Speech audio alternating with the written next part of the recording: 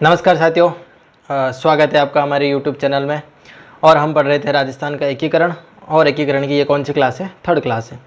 इससे पहले एकीकरण हम 2 क्लास पढ़ चुके थे। सबसे फर्स्ट क्लास में हमने क्या पढ़ा था, थोड़ा मैं फर्स्ट और सेकंड का थोड़ा बता देता हूँ।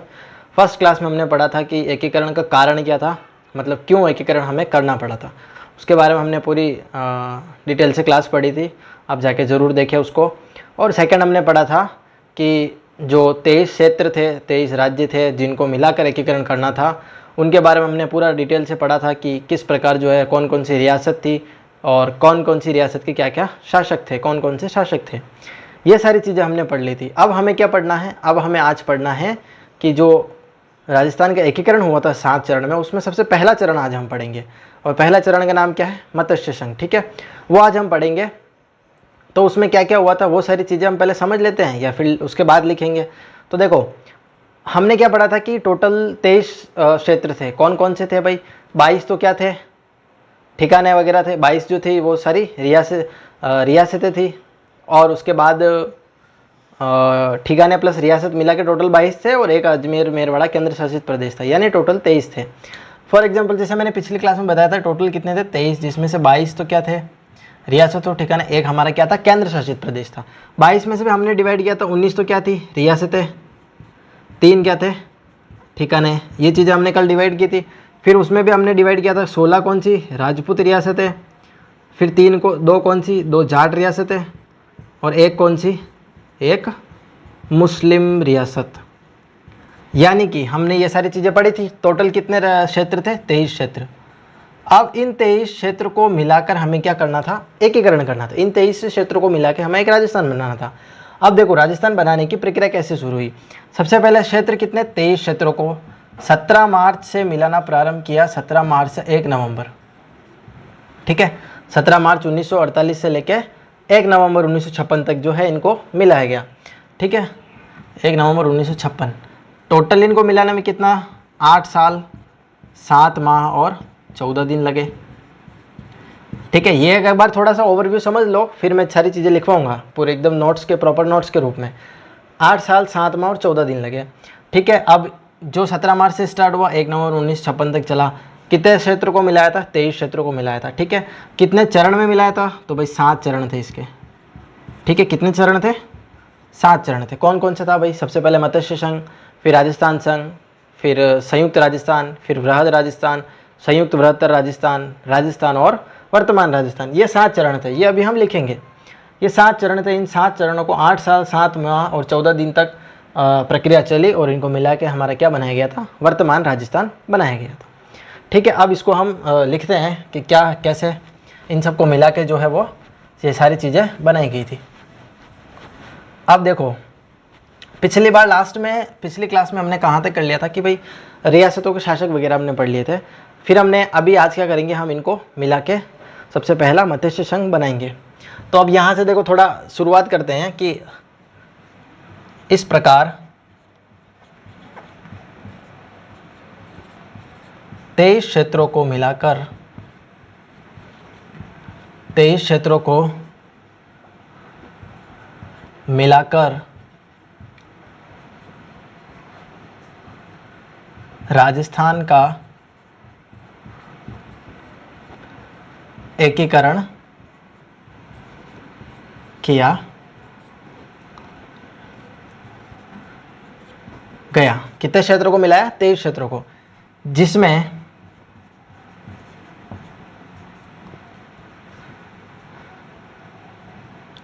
या फिर ऐसे लिखो, जिसकी शुरुआत है ना, ऐसे लिखो, जिसकी शुरुआत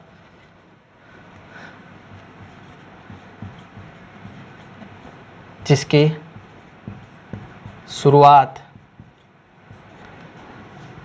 17 मार्च 1948 से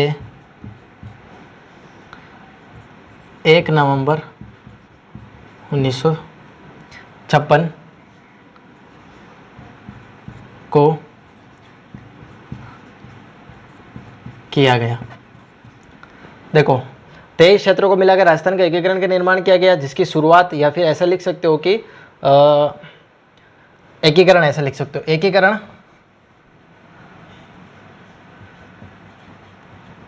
एकीकरण एकीकरण कब किया गया था? 17 मार्च 1948 से 1 नवंबर 1956 को किया गया था। और कुल कितना समय लगा था? जिसमें कुल 8 वर्ष 7 माह और कितने दिन लगे थे? 14 दिन लगे थे। और 7 चरणों में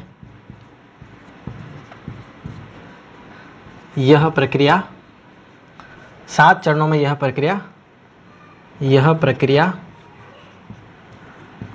क्या हुई? पूर्ण हुई। ठीक है, देखो क्वेश्चन क्या क्या बन सकता है। कितने क्षेत्रों को मिलाया? 23 क्षेत्रों को मिलाकर क्या किया गया? एकीकरण। एकीकरण कितना टाइम लगा था? 17 मार्च से 1948 से शुरू हुआ, 1 नवंबर 1956 को किया गया। कुल कितना समय लगा? 8 वर्ष 7 माह 14 दिन। ये चीज़ भी ध्यान रखना। और कितने चरण में मिलाया गया? 7 चरण में यह प्रक्रिया पूर्ण हुई। अब 7 चरण कौन कौन से? तो वो आप देखो। 7 चरण में सबसे पहला चरण मत्स्य संघ, दूसरा है राजस्थान संघ, तीसरा आता है संयुक्त राजस्थान,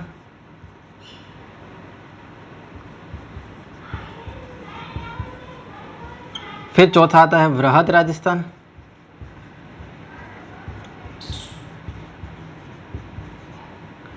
फिर नंबर 5 पे आता है संयुक्त बृहत्तर राजस्थान, संयुक्त बृहत्तर राजस्थान। छठे पे आता है राजस्थान।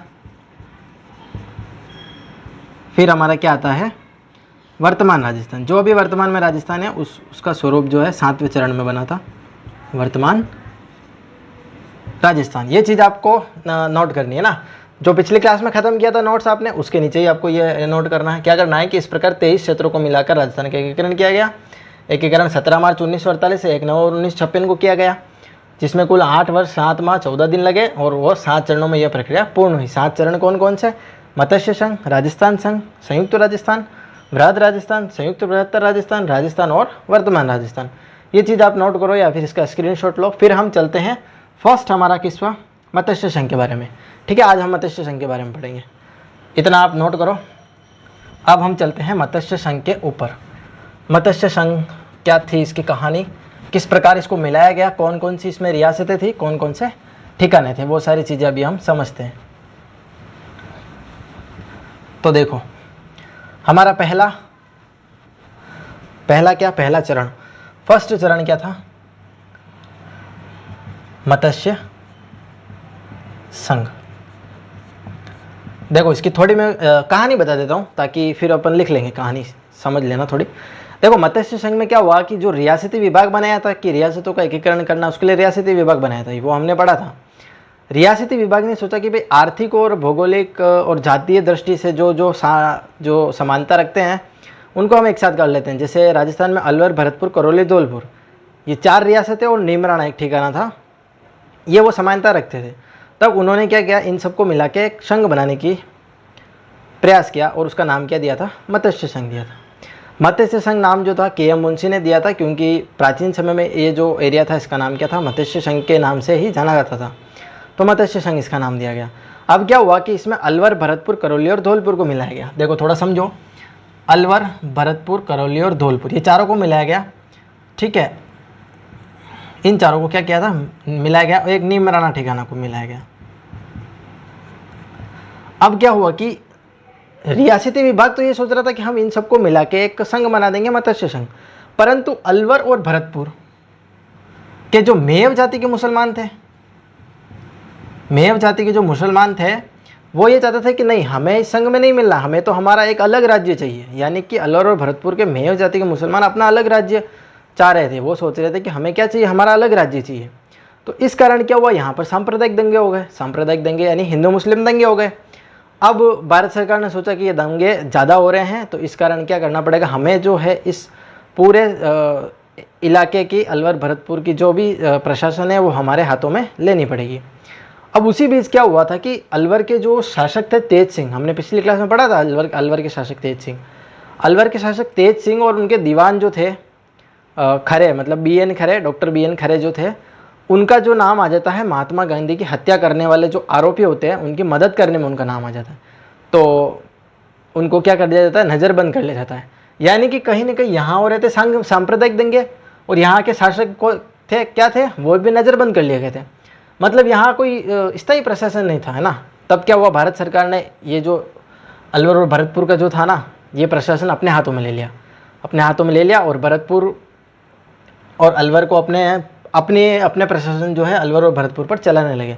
यानी कि अपना व्यक्ति वहाँ पर बैठा दिया कि भाई अब तू ये शासन चला, क्योंकि यहाँ तो कोई स्थायी शासन है नहीं। फिर बाद में क्या हुआ कि एक मीटिंग बुलाई गई और इन चारों के शासकों को बुलाया गया और फिर विलय पत्र पर हस्ताक्षर करवाया गया, भारत संघ में जोड़ा गया। ये सारी कहानी थी। फिर उसके बाद जो है एक दस्तावेज जारी होता है, मत्स्य संघ का दस्तावेज, जिसमें दस्तावेज में होता है कि भाई राज प्रमुख कौन, उपराज प्रमुख कौन, ये सारी बातें जो है हम करेंगे। मंत्रिमंडल बनाया गया एक पूरा, उसमें प्रधानमंत्री बनाएंगे। इसी रियासत के जो कोई जो उत्तरदायी शासक होगा या उत्तरदायी व्यक्ति होगा उसको प्रधानमंत्री बनाया जाएगा, किसी को राज प्रमुख, किसी को उपराज प्रमुख। ये सारी बातें हम लिखने वाले हैं, ठीक है। तो देखो थोड़ा समझ गए ना आप कि मैं कहना क्या चाह रहा हूँ, कि जो मत्स्य संघ है वो किस लिए चारों को क्यों मिलाया गया, भौगोलिक, आर्थिक और जातीय समानता के कारण। अब देखो यहाँ आप लिखना प्रारंभ करो। रियासती विभाग ने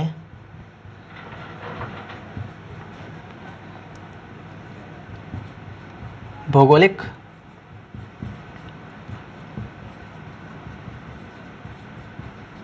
आर्थिक, जातीय समानता रखने वाली चार रियासत कौन कौन सी, अलवर, भरतपुर, करौली और धौलपुर। अलवर, भरतपुर, करौली, धौलपुर व एक ठिकाना कौन सा, नीमराना। और नीमराना कहाँ था, अलवर से अलग हुआ था, अलवर में ही था। यानी कि रियासती विभाग ने भौगोलिक, आर्थिक, जातीय समानता रखने वाले 4 रियासत और एक ठिकाने को मिलाकर मत्स्य संघ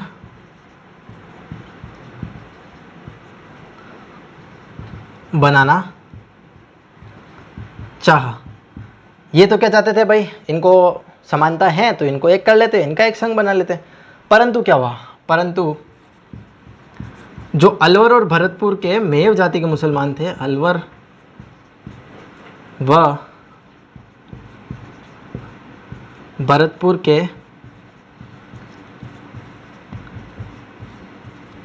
मेव जाति के मुसलमान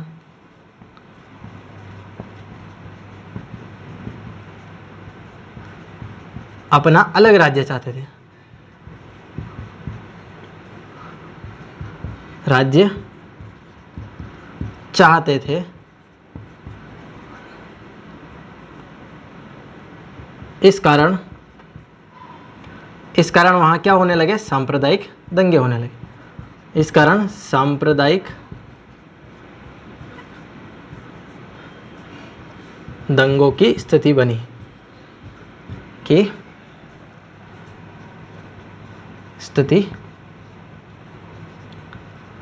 देखो इधर तो सांप्रदायिक दंगों की स्थिति बन रही है और उधर 30 जनवरी 1948 को उनका नाम आ जाता है, किनका, तेज सिंह और डॉक्टर खरे का महात्मा गांधी की हत्या में उनका नाम आ जाता है। अब उनको भी नज़रबंद कर लिया गया, फिर वापस यहाँ का प्रशासन भारत के हाथ में ले लिया गया। तो ये बातें हैं चाहते थे। इस कारण क्या हुआ, सांप्रदायिक दंगों की स्थिति बनी। और उधर 30 जनवरी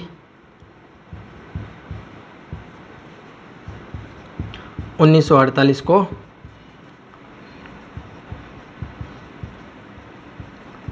अलवर शासक तेज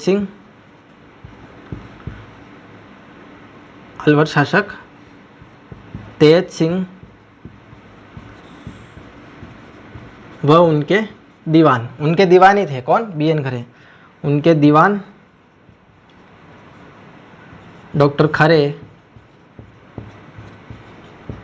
को महात्मा गांधी की हत्या के महात्मा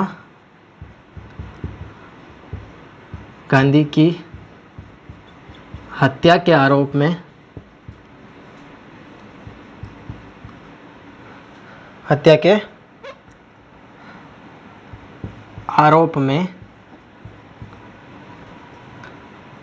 दिल्ली बुलाकर नजरबंद कर लिया।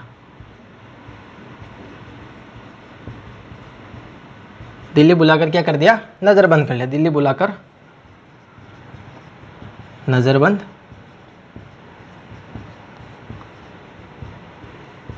कर दिया। ठीक है, यहां तक कि आपको कहानी स्टोरी समझ में आ रही है। देखो ये पूरा लिखाने का मकसद मेरा यही है। क्वेश्चन इसमें से 3-4 ही बनते हैं ना कि भाई किन रियासतों को मिलाया, कौन सा शासक, तेज सिंह जो महात्मा गांधी के हत्यारे में नाम आया, ये सारी चीज़ें ना छोटे छोटे क्वेश्चन ही बनते हैं। बट लिखवाने का मेरा उद्देश्य ये है कि आपको पूरा एक कहानी पता होगी। अगर कहानी आपको स्टोरी कनेक्टेड, आपको स्टोरी पता होगी ना, आपको चीज़ें जल्दी याद रहेगी। तो इस कारण मैं ये सारी चीज़ें लिखवा रहा हूँ। ठीक है, महात्मा गांधी की हत्या के आरोप में दिल्ली बुलाकर नज़रबंद कर लिया गया। ठीक है, अब नज़रबंद कर लिया। अच्छा, दिल्ली कब बुलाया ये भी आप लिख सकते हो, 7 फरवरी को बुलाया। ठीक है, ये भी लिख सकते हो, 7 फरवरी को दिल्ली बुलाया।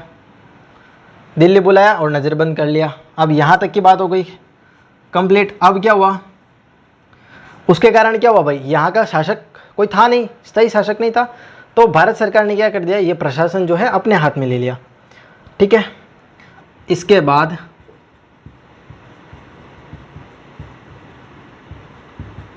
अलवर व भरतपुर का प्रशासन किसने, भारत सरकार ने अपने हाथों में ले लिया। भारत सरकार ने अपने हाथों में ले लिया। वह एसएन सप्रू को भरतपुर का प्रशासक बना दिया गया। भरतपुर का प्रशासक बनाया गया। ठीक है, स्टोरी क्या थी, कनेक्टेड स्टोरी याद रखा। रियासती विभाग ने सोचा कि इन चारों को समानता है, मिला के क्या बनाए, मत्स्य संघ। पर अलवर भरतपुर के मेयर जाति के मुसलमान क्या कर देते हैं भाई, सांप्रदायिक दंगे। और उधर तेज सिंह का नाम कहाँ जाता है, महात्मा गांधी की हत्या में उनका नाम आ जाता है, उनको कर लेते नज़रबंद। फिर उधर शासक क्या हो जाता है, कोई शासक नहीं होता है। तो भारत सरकार क्या कर लेती है, प्रशासन पूरा अपने हाथ में ले लेती है और एसएन सप्रू को क्या बना देती है, भरतपुर का प्रशासक। देखो अब ये चीज़ याद रखने की, डॉक्टर BN खरे 7 फरवरी याद रखो तो ठीक है, इतना डिटेल में नहीं पूछेगा कोई भी। और अलवर और भरतपुर का प्रशासन जो है वो कहाँ ले लिया था, भारत सरकार ने अपने हाथों में ले लिया था। क्या बनाना चाहते थे, मत्स्य संघ बनाना चाहते थे। ठीक है, और ये याद रखो मेय जाति के मुसलमानों ने दंगा किया था यहाँ पे, सांप्रदायिक दंगे। ठीक है, ये चीज़ आप नोट करो, फिर हम इसके आगे क्या है वो हम समझते हैं। देखो यहाँ 7 फरवरी है, तो अगर आप ये भी लिखना चाहो कि एसएन सप्रू कब बनाया, तो इसके 7 दिन बाद ही बनाया था, यानी 14 फरवरी को बनाया था ना। अब ये सारी बातें हो गई, इधर इनको कर लिया नज़रबंद, इधर सरकार ने क्या ले लिया, पूरा प्रशासन अपने हाथ में ले लिया। अब सरकार की चलेगी भाई, भारत सरकार की चलेगी, सीधी बात है, कोई शासक है ही नहीं। तब क्या किया इन्होंने कि अब ये अच्छा मौका है, क्या कर लेते हैं, हम मत्स्य संघ को मिला लेते हैं। तो अब वो कैसे मिलाएंगे वो देखो। यहाँ तक आपको समझ में आ गया, आपने लिख भी लिया। उसके बाद हम आगे चलते हैं, आगे की कहानी क्या है और किस प्रकार जो है इसको मिलाया गया वो हम समझते हैं। यहाँ तक आपको कोई दिक्कत नहीं होनी चाहिए, सिंपल ही है। क्वेश्चन इसमें से 3-4 बनेंगे, परंतु स्टोरी बहुत अच्छे से याद होनी चाहिए, कनेक्टेड स्टोरी होनी चाहिए, तब जाके आपको जो है क्वेश्चन याद रहेंगे। डायरेक्ट अगर आप रटना चाहो तो रट भी सकते हो। देखो सबकी अलग अलग अप्रोच है, लेकिन मैं इसी तरीके से लिखा के पढ़ाऊँगा ताकि अच्छे से याद रहे। ठीक है, अब क्या हुआ कि 14 फरवरी को क्या कर दिया इन्होंने, एसएन सप्रू को भरतपुर का क्या बना दिया, प्रशासक बना दिया। अब इनके पास बहुत अच्छा मौका था कि भाई जो शासक है वो तो सारे नज़रबंद है, अब जो शासक बने उनको बुला रहे और क्या कर रहे हैं, मत्स्य संघ में मिला रहे हैं। तो अब देखो अब क्या हुआ कि 27 फरवरी की बात है। अब बात आती है कि 27 फरवरी को सभी को बुलाया गया दिल्ली। 27 फरवरी को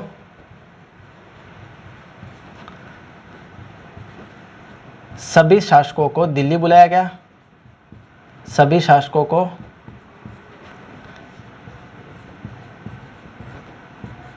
दिल्ली बुलाया गया। देखो याद रखना 30 जनवरी, जनवरी के बाद फरवरी, 7 फरवरी, फिर 14 फरवरी, फिर ये 27 फरवरी, 28 फरवरी, फिर क्या आएगा, मार्च आएगा। ऐसे आप मंथ ध्यान रखो। 30 फरवरी को क्या हुआ था, 30 जनवरी को क्या हुआ था, फिर 7 फरवरी, 14 फरवरी, ऐसे 27 फरवरी को सभी शासकों को दिल्ली बुलाया और 28 फरवरी को के.एम. मुंशी ने तैयार किया था दस्तावेज। के.एम. मुंशी, या फिर ऐसा लिखो कि हाँ 28 फरवरी को के.एम. मुंशी द्वारा तैयार मत्स्य संघ के दस्तावेज पर, मत्स्य संघ के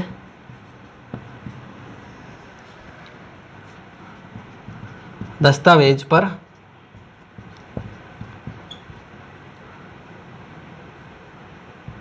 हस्ताक्षर करवाए।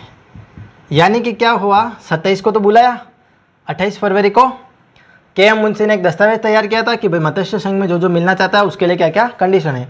दस्तावेज पर हस्ताक्षर करवाए और इस दस्तावेज में कुछ शर्तें थी।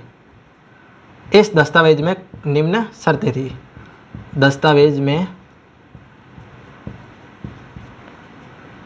निम्न शर्तें थी।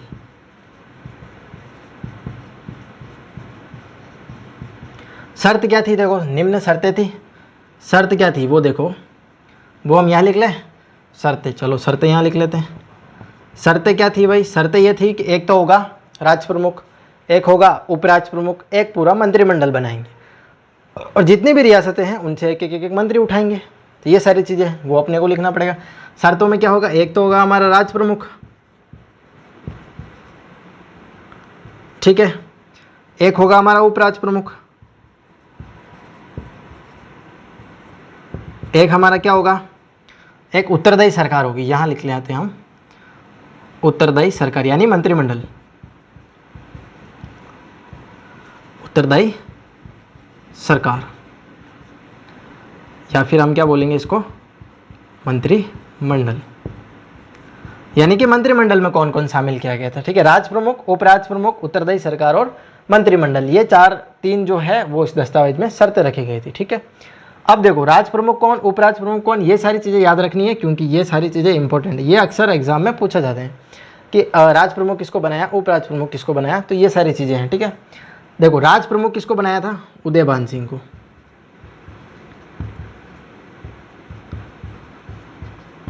उपराज प्रमुख किसको बनाया था, गणेश पाल को, गणेश पाल, ठीक है। राज प्रमुख और उपराज प्रमुख दोनों अच्छे से याद रख लेना। फिर मंत्रिमंडल में देखो सबसे पहले पीएम बनाएंगे। पीएम किसको बनाया, शोभाराम कुमावत को। ये कहाँ का था भाई, अलवर का था, ठीक है। और किस किस को, कुमावत को और भोलानाथ। एक मंत्रिमंडल में और कौन था, भोलानाथ, वो भी कहाँ का था, अलवर का था। फिर बनाया था गोपीलाल, जो कहाँ का था, धौलपुर का था। मंगल सिंह, ये भी कहाँ का था, धौलपुर का था। फिर बनाया था जुगल किशोर को, जुगल किशोर, जुगल किशोर कहाँ का था, भरतपुर का था। और एक और कौन रह रहा है, चिरंजी लाल रह रहा है ना, इसका नाम हम नीचे ही लिख लेते हैं या फिर इधर लिख लेते हैं, एक नाम इधर याद रख लेना आप, चिरंजी लाल। चिरंजी लाल ये कहाँ का था भाई, ये करौली का था। ये सारे क्या थे, मंत्रिमंडल था। ये उत्तरदायी सरकार थी जिसमें शोभाराम कुमावत अलवर का था, उसको पीएम बनाया। भोलानाथ अलवर से एक लिया था मंत्रिमंडल में, गोपीलाल धौलपुर से, मंगल सिंह धौलपुर से, जुगल किशोर भरतपुर से, चिरंजी लाल करौली से लिया गया। अच्छा गणेश पाल कहाँ का था, ये भी लिख लेना, करौली। उदयभान सिंह अलवर, ठीक है। ये सारी चीज़ें आप नोट करो, क्या क्या चीज़ें थी ये समझ में आ गई। 27 फरवरी को दिल्ली बुलाया, 28 फरवरी को साइन करवाए, साइन करवा के ये इनके सामने शर्तें रखी। शर्त में क्या था कि भाई राज प्रमुख है उदयभान सिंह अलवर, उपराज प्रमुख गणेश पाल करौली और ये मंत्रिमंडल बनाया गया। यहाँ तक आप नोट करो, फिर आगे चलते हैं। आपने नोट कर लिया होगा। और यहाँ जो उदयभान सिंह अपन ने अलवर लिखा है ना, इसको धौलपुर कर लेना, उदयभान सिंह धौलपुर। ठीक है, ये आप करेक्शन कर लेना कि राज प्रमुख जो उदयभान सिंह था वो धौलपुर का था, गणेश पाल करौली, बाकी सब सही है। अब हम चलते हैं आगे। अब देखो मंत्रिमंडल में जो 3-4 लोग बनाए थे मंत्री, इस पर विवाद हो गया। इस पर विवाद हो गया तो क्या हुआ कि जो भरतपुर का शासक था बृजेंद्र सिंह, उसका एक छोटा भाई था, उसका नाम था मान सिंह, और एक किसान मंत्री था देशराज। अब उन्होंने कहा कि भाई हमें मंत्रिमंडल में क्यों नहीं मिलाया। तो इस वजह से क्या हुआ कि 17 मार्च को तो इनका उद्घाटन होना था, परंतु इन दोनों ने विरोध कर लिया उद्घाटन का कि भाई ऐसा क्या कारण है कि तुमने जो है हम दोनों को नहीं मंत्रिमंडल में मिलाया, किन दोनों को, मान सिंह को और देशराज को। तो फिर जैसे तैसे करके इनको मनाया गया और फिर 18 मार्च 1948 को क्या किया गया था, मत्स्य संघ का उद्घाटन किया गया था। उद्घाटन करने कौन आया था, उस समय का केंद्रीय मंत्री आया था, विद्युत और खनिज मंत्री आया था एनवी गॉडगिल, वो क्या आया था इसका उद्घाटन करने। अब देखो मत्स्य संघ का अब क्या हुआ, सब कुछ मंत्रिमंडल वगैरह बन गया, अब क्या करना है, उद्घाटन। मत्स्य संघ का उद्घाटन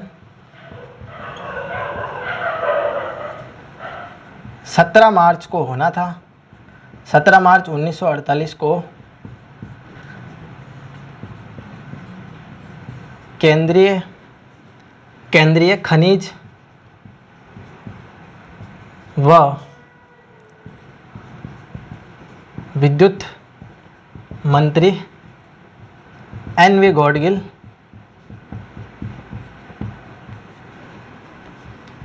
द्वारा किया जाना था।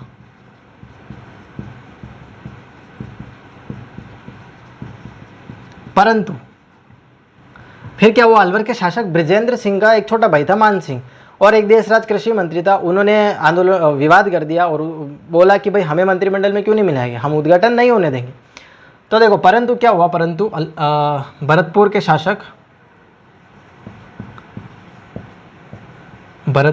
शासक बृजेंद्र सिंह व सिंह के छोटे भाई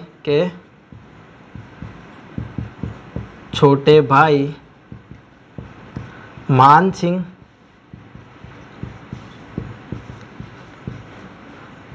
व कृषि मंत्री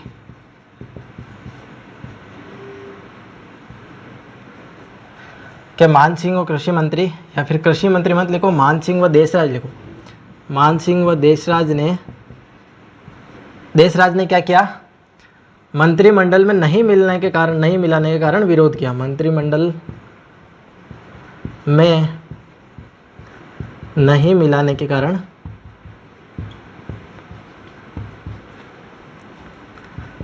क्या किया था, विरोध किया। परंतु उन्हें क्या किया, मना लिया गया। वह 18 मार्च 1948 को मत्स्य संघ का उद्घाटन किया गया। मत्स्य संघ का उद्घाटन भरतपुर किले में किया गया। कहाँ पे किया गया, भरतपुर किले में किया गया। भरतपुर किले में किया गया। यह आपका पूरा मत्स्य संघ कंप्लीट होता है। देखो मत्स्य संघ का उद्घाटन करना था कब, 17 मार्च को, किसके द्वारा, केंद्रीय खनिज और विद्युत मंत्री एनवी गॉडगिल। पर हुआ क्या, मान सिंह और देशराज ने क्या कर दिया भाई, इन्होंने विरोध कर दिया। विरोध करने के कारण कब हुआ था, 18 मार्च 1948। इसलिए अपन को याद रखना, मत्स्य संघ का उद्घाटन या कब बना, तो 18 मार्च 1948 को मत्स्य संघ का उद्घाटन कहाँ पे किया गया, तो भरतपुर किले में किया गया था। ये था आपका पूरा मत्स्य संघ, जिसमें हमने शुरू से लेकर पढ़ा था कि किस प्रकार रियासती विभाग अलवर, भरतपुर, करौली, धौलपुर को भौगोलिक और जातीय आर्थिक के हिसाब से, समानता के हिसाब से मिलाना चाहता था। पर बाद में मेर जाति के मुसलमानों ने क्या किया, विरोध किया कि हमें तो अलग राज्य चाहिए। उसके बाद उधर तेज सिंह को भी नज़रबंद कर लिया गया फिर यहाँ पे एसएन सप्रू को बना दिया गया शासक, भारत सरकार ने अपने हाथ में प्रशासन ले लिया था। उसके बाद उनको बुलाया 27 फरवरी को, 28 फरवरी को साइन करवाए और उनके सामने कुछ शर्तें रखी कि भाई राज प्रमुख कौन, उपराज प्रमुख कौन, मंत्रिमंडल बनाया गया। मंत्रिमंडल बनाया पर ये नाराज हो गए कौन, मान सिंह और देशराज। तो उद्घाटन 17 मार्च को होना था, जो कहाँ कब हुआ, 18 मार्च को हुआ। 1948 को क्या हुआ था, उद्घाटन हुआ था और भरतपुर किले में इसका उद्घाटन हो गया था। तो ये सारा पूरा क्या था अपना 7 चरण में से पहला चरण जो मत्स्य संघ था वो अपना कंप्लीट होता है। ठीक है, नेक्स्ट जो हम चरण है राजस्थान संघ वो हम अगली क्लास में पढ़ेंगे। इसको बेहतरीन तरीके से आप पढ़ें क्योंकि इतना डिटेल में मैंने पढ़ाया है और लिख के आपको एकदम बाकायदा आप नोट्स बना सकते हो उस चीज़ का, और इससे बाहर कोई क्वेश्चन नहीं जाने वाला। इतना डिटेल में मैंने आपको कहानी के माध्यम से पूरी कहानी कनेक्ट करके मैंने ये सारी चीज़ें पढ़ाई है। ऐसा नहीं कि मैंने डायरेक्ट लिख दिया हो कि पीएम कौन, उपराज प्रमुख कौन, प्रमुख कौन। मैंने पूरी एक कहानी स्टोरी आपको समझाई और लिखाई और सुनाई, जिससे क्या है आप स्टोरी याद रह के और कनेक्टेड रहे। स्टोरी याद रखने से क्या हमें तारीख भी याद रहेगी कि 30 जनवरी को क्या हुआ, 7 फरवरी को क्या हुआ, 14 फरवरी को क्या हुआ, फिर फरवरी के बाद मार्च आया, 27, 28, ये सारी चीज़ें आपको याद रहेगी। तो आज के लिए बस इतना ही। Thank you so much.